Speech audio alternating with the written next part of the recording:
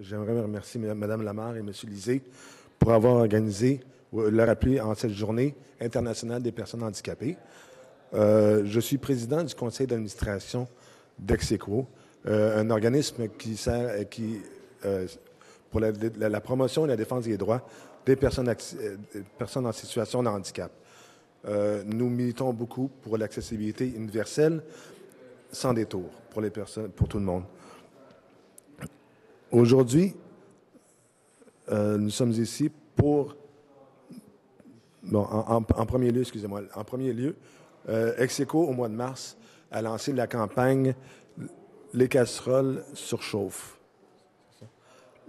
Nous avons envoyé au-delà de 40 casseroles au gouvernement pour faire connaître nos revendications. En juin, a suivi le livre chez Prosper qui offrait des solutions en inclusion pour les personnes en situation de handicap. Et on avait inclus aussi un témoignage d'un de nos membres qui a perdu 50% de son aide à la préparation au repas. Aujourd'hui, nous lançons officiellement la campagne « Ça déborde, M. Couillard ». Une vidéo a été produite qui exprime...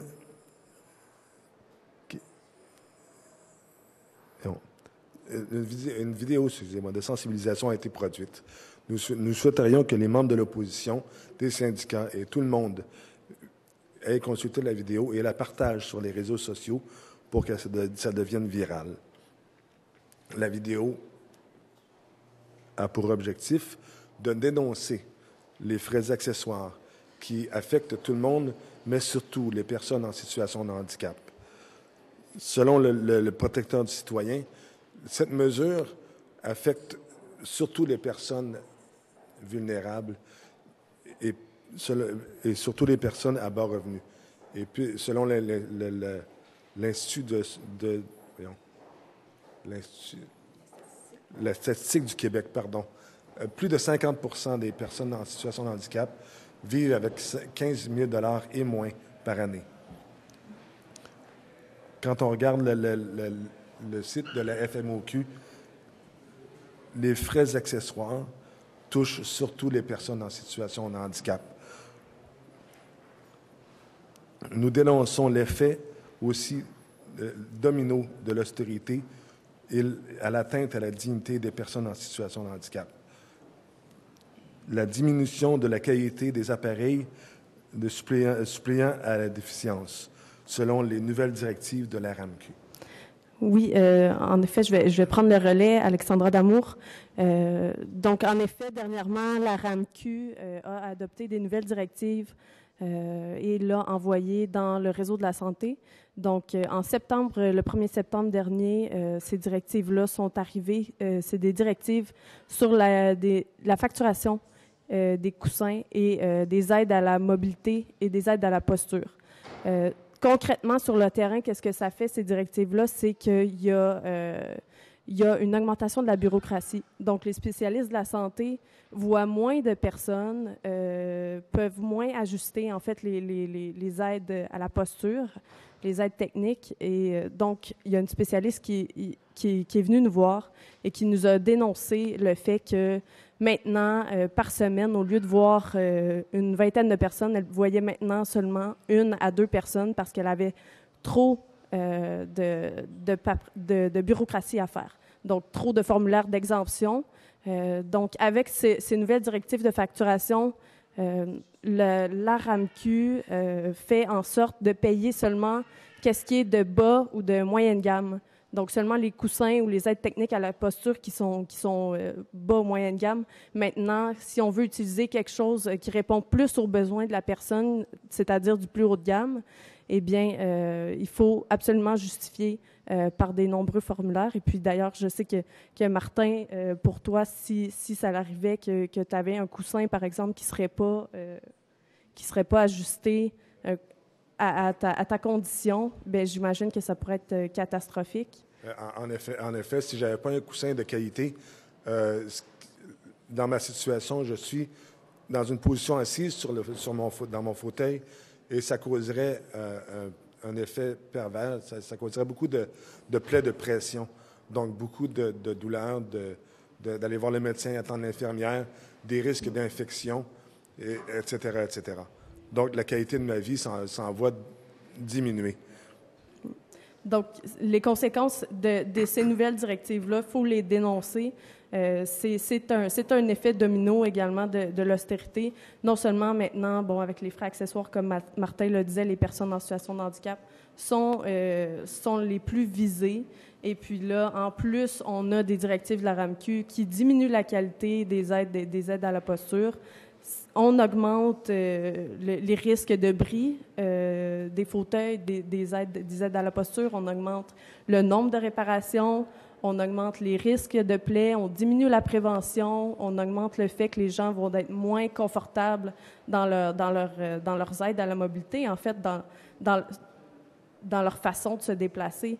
Et puis, je me demande, nous, Execo, en tant que groupe de défense des droits, on se demande, elle est où l'économie quand les gens vont devoir fréquenter plus les réseaux de santé pour aller faire réparer leurs aides à la mobilité? Elle est où l'économie? Au niveau de la prévention aussi, c'est absent, en fait. Dernièrement aussi, on voit qu'il y a un grand débat sur l'aide médicale à mourir ou qui fait la promotion de mourir dans la dignité. Et à Execo, nous aimerions que l'agenda, que le gouvernement ramène l'agenda plutôt sur des discussions à vivre dans la dignité. Nous aimerions, le segment de notre population aimerait bien pouvoir vivre dans la dignité avant de commencer à penser à mourir dans la dignité. C'est très important. Et avec les mesures de austérité ou discipline, appelez ça comme vous voulez, bien là, ça déborde, M. Couillard. C'est assez. Nous autres, on veut vivre dans la dignité. Alors, je pense que le témoignage qu'on vient d'entendre est plus éloquent que n'importe quel commentaire de député qu'on pourrait faire.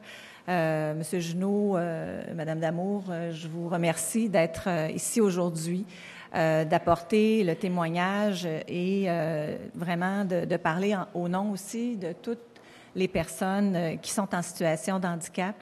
On comprend toute l'énergie que ça demande et vraiment, vous êtes un porte-parole exceptionnel. Je vous remercie. Et il est certain que moi, je peux témoigner du fait que d'économiser sur les enjeux de coussins, c'est un mauvais calcul. C'est prévoir, c'est déjà planifier des dépenses. Le coût des pansements spécifiques qui sont nécessaires pour les plaies de pression dont vous parliez, M. Junot, est exorbitant. Pour un petit pansement, ça peut être 10 $ et ça va être des mois de traitement. Donc, 10 $ par jour pour des semaines et des mois. Et donc, c'est un mauvais calcul, une mauvaise économie et c'est complètement injustifié. C'est vrai que également dans le dossier des frais accessoires, vous êtes particulièrement vulnérable parce que il y a plusieurs enjeux, par exemple les pansements, les traitements qui sont nécessaires et qui vont être ajoutés, les consultations. Déjà pour vous de vous rendre à un rendez-vous, on peut concevoir qu'il y a une somme d'obstacles assez exceptionnelle à surmonter. Alors qu'en plus il y a l'obstacle financier. Quand, comme vous l'évoquez, le revenu moyen des gens est de 15 000 $, on peut comprendre que 50 $ pour pouvoir avoir accès à un médecin dans un délai raisonnable, ça devient complètement exorbitant et inaccessible. Alors, moi, je pense qu'on a j'ai déposé le projet de loi 491 qui est tout à fait compatible avec le contexte actuel. Ou dans lequel on dit aucun paiement pour les frais accessoires, qu'on prenne cet argent dans un remaniement de la masse de rémunération des médecins. Et je pense que la réalité des derniers jours où on a vu que juste en surcharge, en extra, on avait été capable d'attribuer 400 millions de $ aux médecins. Je pense qu'à travers ça, on devrait être capable de trouver le 50 millions des frais accessoires sans problème. Un meilleur pouvoir d'enquête, une meilleure supervision par la RAMQ, des amendes plus élevées quand les médecins facturent ces frais accessoires de façon injustifiée et des délais pour les citoyens pour qu'ils aient 3 ans au lieu de seulement 1 an pour contester lorsque des frais de cette nature-là leur sont chargés. On voit que le gouvernement va dans une direction totalement opposée. Et il s'imagine que tout le monde a des centaines de milliers de dollars de revenus par année et que un petit 50 un 100 quand on parle de l'accès à des soins de santé, dans le cas des personnes qui sont en situation de handicap, ce sont des services essentiels. Donc, services essentiels pour l'ensemble de la population, mais tout spécifiquement pour des gens qui ont déjà, au départ, des handicaps physiques qui les amènent automatiquement à consulter plus souvent de façon obligatoire et parfois de façon urgente aussi. Alors, encore une fois, je vous remercie de prendre ce flambeau et de le porter et de parler au nom de toutes les personnes qui vivent une situation d'handicap. Et je pense que votre message doit être entendu. J'invite les gens à aller voir la vidéo. Ça déborde. M. Couillard, elle est très, très bien tournée, simple et très performante et très percutante. Alors, bravo. Vous m'avez dit que c'était quelqu'un c'est une personne qui est en situation de handicap, qui l'a conçue et produite. Alors, bravo encore à cette personne et merci pour votre démarche. Merci Diane, merci Martin, Alexandra. Aujourd'hui, c'est un peu scandaleux d'entendre le premier ministre, en période de questions ce matin, ne pas répondre à nos questions sur le 400 millions de dollars versés en trop aux médecins, et en particulier aux médecins spécialistes. Et il a dit une chose assez incongrue. Il a dit, au Québec, on ne rationne pas les soins. Ben, c'est faux. Il voulait dire, on ne rationne pas les médecins spécialistes. Il voulait dire, c'est bar ouvert pour les médecins spécialistes. Mais il y a du rationnement. Et d'ailleurs, la vérificatrice générale a bien dit, s'il y a eu 400 millions de trop pour les médecins, en particulier spécialistes, il a fallu trouver cet argent-là ailleurs, dans les soins de santé et les services sociaux. Et lorsque Martin, Alexandra, les gens d'Exequo témoignent du fait que leur soin à domicile est rationné, que le nombre d'heures qu'on leur permet d'avoir d'aide alimentaire, par exemple, est coupé de moitié sans raison, alors que la situation de la personne handicapée n'a pas été modifiée. Lorsqu'on voit que même la protectrice du citoyen, dans son tout dernier rapport, affirme que toutes ces enquêtes montrent qu'il y a un rationnement des soins à domicile, pas en fonction du besoin, mais en fonction de la disponibilité budgétaire. Maintenant, on comprend mieux pourquoi les personnes handicapées, les personnes les plus vulnérables sont rationnées. C'est parce que le premier ministre, le ministre de la Santé, n'ont pas voulu fermer le bar pour les médecins et les médecins spécialistes. Il y a des gens qui paient pour ça. Et les gens qui paient pour ça sont ceux qui sont le plus mal en point. Et aujourd'hui, c'est la Journée internationale des handicapés. Ben, ça tombe mal parce que c'est le gouvernement des médecins spécialistes. Alors, la Journée des handicapés, maintenant, ça va être la journée, pas où on va mesurer le chemin parcouru pour mieux permettre à nos citoyens en situation de handicap de s'en sortir, de s'intégrer, d'avoir des soins. Là, d'année en année, avec ce gouvernement libéral, on va mesurer le chemin perdu, les services coupés, le rationnement qui leur a été imposé. Et là, cette année, et ma collègue Diane s'est fait la grande pourfendeuse de cette nouvelle décision des frais accessoires. On le sait, les frais accessoires sont pour l'instant dans des domaines qui touchent de façon disproportionnée les personnes handicapées. Et donc, s'il fallait, il ne faut jamais introduire une mesure régressive, mais celle-là, elle est particulièrement dure pour les personnes handicapées. Alors, c'est une année sombre. L'année Couillard, l'année Barrette pour les personnes handicapées, c'est une année sombre. Ils devraient avoir honte et on est ici, on essaie de leur faire honte. Et il faut que l'opinion publique embarque et dise « Ayez honte et changez votre comportement. Allez trouver les 400 millions versés en trop et reversez-les dans les services sociaux, reversez-les dans les soins à domicile. C'est là que vous les avez pris. » Et comme je l'ai indiqué ce matin, 400 millions de trop avaient été versés, selon le ministère, aux pharmaciens. Ils sont allés le chercher. Ils sont en train d'aller le chercher. Mais ils ne veulent pas toucher aux médecins spécialistes. Hein? Quand n'importe quel d'entre nous n'a pas payé 100 $ d'impôts, le ministère du Revenu sait où nous trouver, puis venir le chercher avec des intérêts. Alors, il semble que les médecins spécialistes, en particulier, eux, sont dans un genre de classe à part. Ce sont des intouchables. Alors que les personnes handicapées sont ceux qui paient au quotidien pour les bonbons que ce gouvernement offre à leurs amis, les médecins spécialistes. Merci. Alors, on va prendre les questions. Micro de gauche, Tommy Chouinard, La Presse. Bonjour. J'ai une question. Vous dites la majorité des frais accessoires touchent les personnes handicapées. J'aimerais savoir, est-ce que vous avez, peut-être l'avez-vous fait, là, l'exercice, mais mesuré quelle part exactement on vient chercher quelle part des 50 millions, c'est ce dont on parlait, là, 50 millions par année pour les frais accessoires, sont directement demandés aux personnes handicapées? Est-ce qu'il y a une évaluation qui est faite de ça? C'est sûr que c'est dur à mesurer comme ça, quelle personne est en situation de handicap et va payer des frais. Habituellement, c'est pas des données, en fait. Moi, je dirais les personnes en situation de handicap, on est quand même l'enfant pauvre de la statistique aussi, là. Au Québec, au Canada, peu importe, et ça va devoir changer aussi éventuellement dans les prochaines années. Mais ce que je peux dire, c'est que quand on regarde la liste des frais accessoires, quand on regarde qu'est-ce qui est compris comme un frais accessoire sur la liste officielle de la Fédération des médecins omnipraticiens et des médecins spécialistes aussi, quand on regarde ça, on retrouve plus que le 3/4 des choses qui sont là-dessus, dont les personnes en situation de handicap doivent se servir ou ont déjà eu à se servir. Quand je parle d'attelle d'immobilisation, de bandage en 8, je parle aussi de médicaments injectables, on parle aussi de crèmes applicables sur des plaies ou des pansements surdimensionnés. C'est toutes des choses que les personnes en situation de handicap doivent payer. Puis moi, j'ai fait un sondage auprès de mes membres aussi, parce que chez Execo, on est très axé sur la mobilisation citoyenne. Donc, on a des membres qui participent à des comités citoyens aussi.